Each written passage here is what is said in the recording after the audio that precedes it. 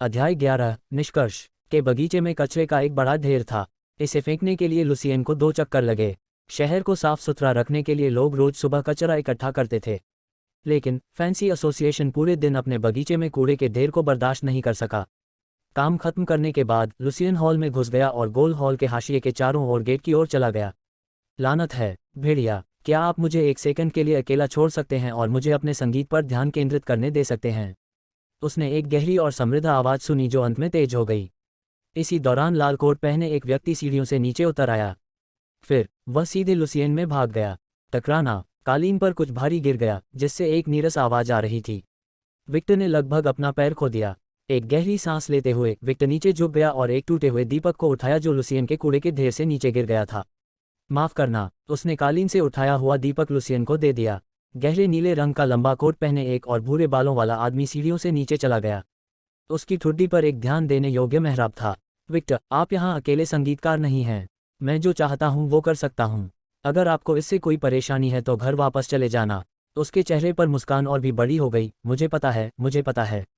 आपके संगीत कार्यक्रम में केवल 3 महीने बचे हैं और मैं समझता हूँ मैं इसके लिए बहुत उत्सुक हूँ। मैं आपके लिए संगीत आलोचना पर एक लेख लिखूंगा, विशेष रूप से आपके लिए। हरामी, देखते हैं कब आपका अपना संगीत कार्यक्रम हो सकता है। धीमी आवाज में शपथ लेते हुए विक्टर घूम गया और जल्दी से हॉल से निकल गया। जैसे ही विक्टर ने अपनी पीठ थपथपाई, वुल्फ के चेहरे से मुस्कान गायब हो गई। वह बड़बड़ाते हुए वापस चला गया, यह मेरा होना चाहिए। उनके तर्क को देखने के बाद लुसियन ने कचरा गेट तक ले जाना जारी रखा। फिर उन्होंने देखा कि टूटे हुए दीपक को फैंसी पैटर्न से सजाया गया है और दीपक का निचला भाग धातु से बना है।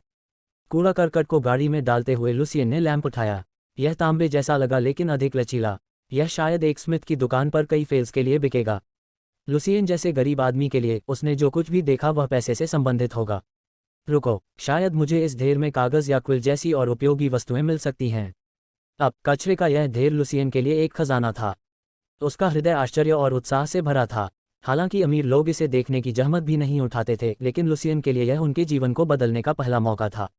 5 चांदी के नर 1 महीने के शैक्षिकी खर्च के लिए पर्याप्त थे। इसके अलावा उनके दिमाग में एक पूरी लाइब्रेरी थी जिसे लगातार बढ़ाया जा सकता था। यदि वह पढ़ना सीखने में सक्षम था तो उसे विश्वास था कि वह भाग्य बनाने के बेहतर तरीके खोजेगा। लुसियन ने अपने भविष्य के बारे में सोचकर ही ऊर्जावान महसूस किया। उत्साहित होकर उसने अपनी गाड़ी को शहर से बाहर खींच लिया, लेकिन वह भी चिंतित था। किसी को भी कूड़ेदान से पुरानी चीज़ें पसंद नहीं थीं। मुझे बस सावधान रहना होगा। अगर हारून के गिरोह को इस बात का पता चला तो वे मुझसे और मान करेंगे। सीव में लुसियन की लड़ाई के बाद इस दुनिया और गैंगस्टरों के प्रति उसका डर कम हो गया। वह उनसे ज़्यादा जानता था कि कैसे लड़ना है। हॉल से निकलने के बाद लुसियन ने देखा कि एक चांदी के बालों वाला आदमी आराम से एसोसिएशन की ओर चल रहा है। राइन, वह यहाँ क्या कर रहा है? लुसियन ने इसके बारे में ज़्यादा नहीं सोचा। एक बार के लिए इतनी प्रतिष्ठित जगह पर जाना कोई अजीब बात नहीं थी। आंद्रे गेट पर था। उसने लुसियन को पहचान लिया और उसकी पूरी भरी हुई गाड़ी देखी। उसने बस अपना हाथ लहराया और उसे शहर से बाहर जाने दिया। हालांकि उत्साहित, लुसियन ने आसानी से अपने गार्ड को कम नहीं किया। गेट से 20 मिनट की पैदल दूरी के बाद लुसियन आखिरकार बेलेम नदी के किनारे एक शांत जगह पर रुक गया। कचरे के माध्यम से घूमते हुए लुसियन को कुछ उपयोगी सामान मिला। एक टूटा हुआ दीपक, धातु के कई जंग खाए हुए टुकड़े, 8 खराब हो चुके क्विल्स और कागज़ के कुछ बंडल आदि। अंत में लुसियन ने एक अच्छी महक वाली क्षतिग्रस्त काली फीते को बाहर निकाला। यह एक घूंघट की तरह लग रहा था जो कभी किसी महिला संगीतकार का हो सकता है। किसी भी कामुक कल्पना के बिना लुसियन के सभी विचार केवल पैसे के बारे में थे। इसे एक अच्छा शिल्प मिला। हो सकता है शायद मैं इसे एक दर्जी को बेच सकूं जो शायद इसे सजावट के रूप में इस्तेमाल कर सके। उस सामान को किसी कागज़ में लपेटकर लुसियन ने उन्हें घास में छिपा दिया। फिर वह अपनी गाड़ी को नीचे की ओर खींचकर उस स्थान पर ले गया जहां कचरा जमा था। वह हैरान था कि डंप साइट उसके विचार से बहुत छोटी थी। उसके पास की नदी बहुत साफ थी। लुसियन के अलावा वहां कोई नहीं था। कचरे से निकलने वाली भयानक बदबू को सूंघते हुए लुसियन ने फिर से अपनी अफरा तफरी मचाना शुरू कर दिया। इस दुनिया में कोई भी जीविका के लिए कचरा नहीं उठाता है। लुसियन ने सोचा, शायद वे किसी बीमारी को पकड़ने से डरते हैं। हालांकि लुसियन का खाली पस स्पष्ट रूप से बीमार होने की तुलना में उसके लिए अधिक खतरा था, जो हो भी सकता है और नहीं भी। अपने हाथ को बेकार कागज़ों से लपेटकर उसने कुछ ऐसा पाया जो शायद कुछ फेल के लायक था। यह उसका पहला मौका था, इसलिए लुसियन बेहद सतर्क था। उसने कुछ सामान छिपा दिया और अपने पेपर पार्सल के लिए वापस चला गया। अपने निष्कर्षों को अपनी गाड़ी में एक गंदे पुराने बैग के नीचे छिपाते हुए लुसियन ने बैग को जितना हो सके उतना चपटा करने की कोशिश की ताकि वह गाड़ी के कवर की तरह दिखे। लुसियन ने छोटी छोटी चीजें अपनी जेब में भर लीं। जितना उसने सोचा था उससे कहीं ज्यादा आसान था। पहरेदारों ने बस हाथ हिलाया और उस पर एक नज़र डालने के बाद उसे अंदर जाने दिया। जब लुसियन अपनी गाड़ी को आंद्रे और मैग की ओर खींच रहा था तो उसने महसूस किया कि गार्ड ने उसे आसानी से क्यों जाने दिया।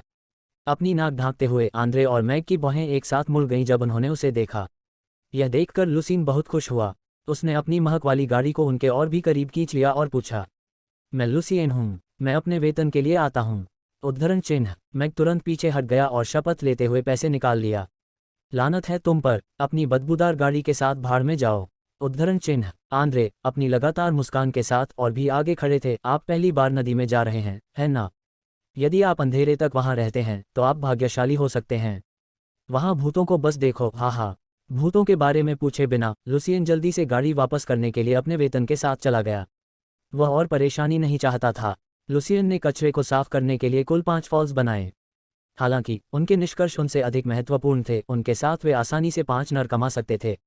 घर लौटने के बाद लुसियन ने आनन फानन में बाकी सामान छिपा दिया और फिर बाजार की ओर दौड़ पड़ा। लुसियन बिना घूंघट साफ किए सीधे एक दर्जी के पास ले गया। वह काफी उत्साह के साथ भाग रहा था। हालांकि जब लुसियन एक दर्जी की दुकान के सामने खड़ा था तो वह झिझक गया। मुंह खोलने से पहले वह शायद डांटता या दरवाजे से बाहर निकल जाता। लुसियन का चेहरा लाल हो गया था, जैसे उसने विश्वविद्यालय में बिक्री करने की कोशिश की थी। कायम मत बनो, लुसियन। इसे शर्मनाक मत समझो। लुसियन ने खुद को प्रोत्साहित करना शुरू कर दिया। अब आपकी गरिमा आपके लिए क्या कर सकती है? क्या आपकी गरिमा आपकी काली रोटी को सफ़ेद में बदल सकती है? या यह आपको स्टेक, कॉडफिश और वाइन की पेशकश कर सकता है? क्या गरिमा आपको पढ़ना सिखा सकती है? लुसियन ने इस दुनिया में आने के बाद काफ़ी कुछ अनुभव किया था। वह मौत की सीमा रेखा पर भी लड़खड़ा गया था। उसने जल्दी से अपना मन बनाया और पक्के कदमों के साथ दुकान में चला गया। दुकान में चश्मा पहने एक बूढ़ा बैठा था। लुसियन को प्रवेश करते देख उसने असमंजस के साथ पूछा। हाँ, लुसियन के पहनावे ने स्पष्ट रूप से दिखाया कि वह इतना गरीब था कि एक महंगे दर्जी के पास भी नहीं जा सकता था। बड़े जोश से मुस्कुराते हुए लुसियन ने हाथ मले।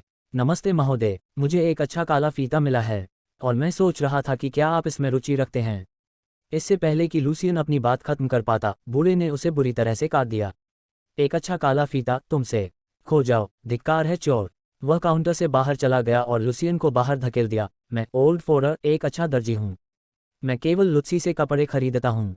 पहली दुकान से निकाले जाने के बाद